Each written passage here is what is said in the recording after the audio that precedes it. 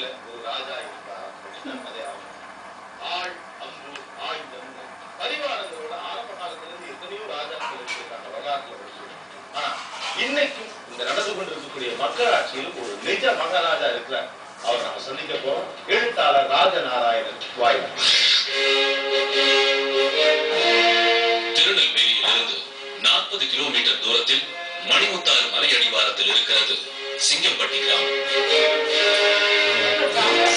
அன்று நாட்டை ஆண்ட தோரணையுடனும் பிரம்மாண்டத்துடனும் இருக்கிறது இந்த அரண்மனை.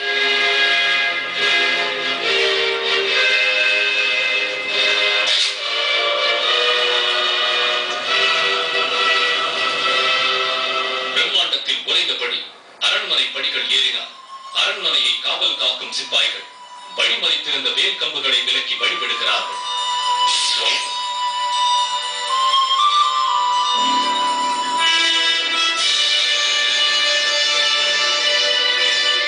அகல் திறந்தன அரண்மனையின் பிரம்மாண்டமான கதவுகள். சற்றே ஆச்சரியத்துடன் உள்ளே நுழைந்தார். நீள அகலமாய் உயரமாய் விரிந்து கிடக்கிறது தர்பார் மண்டபம்.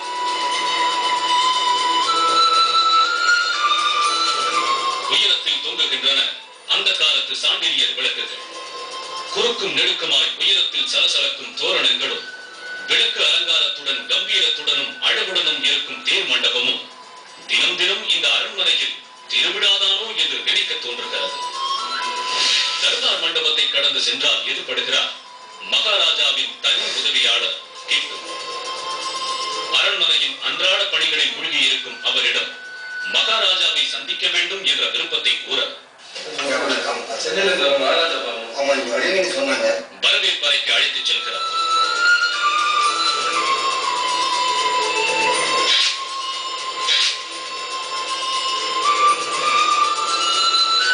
அரண்மனையின் நினைவுகளையும் சமஸ்தானத்தின் வரலாற்றையும் சுமந்து இருக்கிறது இந்த வரவேற்பறை.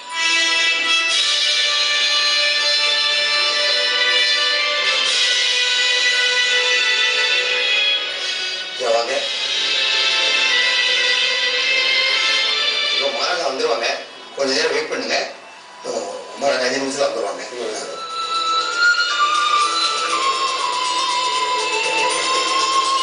இதுவரை கதைகளிலும் காவியங்களிலும் மட்டுமே பார்த்திருந்த ஒரு அரசரை வாழ்வில் முதன் முறையாக பார்க்கின்ற ஆர்வத்தோடு அமர்ந்திருந்தது.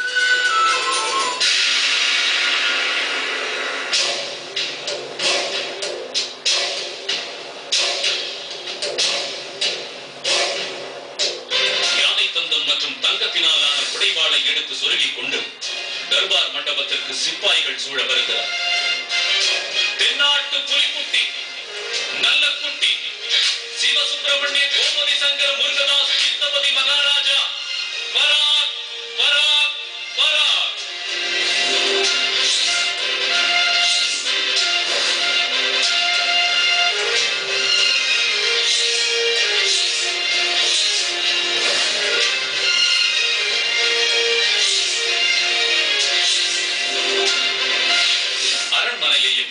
மகாராஜாவையும் வாழ்த்தி கவிதை பாட ஆரம்பிக்கிறார் இன்றைய தமிழ் புலவர் ஒருவர். தலைமுறை பல கண்ட சமஸ்தானம், அதில் தவப்புலவராய் பிறந்தவர் முருகதாஸ் தீர்த்துபதி மகாராஜா அவர்கள். ஜமீன்கள் பல அழிந்த போதும் எங்கள் ஜமீன் மட்டும் இவர் தலைமையில் இன்றும் புகழோடு ஈர்த்து உவந்து 300 பையாய் புகழை கட்டி காத்து வரும் புரவலர் இவர். வீரத்தின் விளைநிலம் இவர், விவேகத்தின் சிகரம், அன்பின் பிறப்பிடம், அறிவின் உறைவிடம். அவர் நுகராத துறை இல்லை, அவர் பெறாத பட்டமும் இல்லை. அவர் பிறப்பும் இறப்பும் அறிந்த சித்தர்.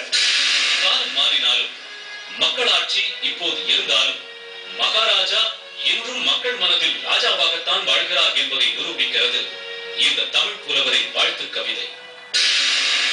மகாராஜா மிடுக்குடன் ராஜமுடையுடன் வரவேற்பறைக்கு கிளம்புகிறார்.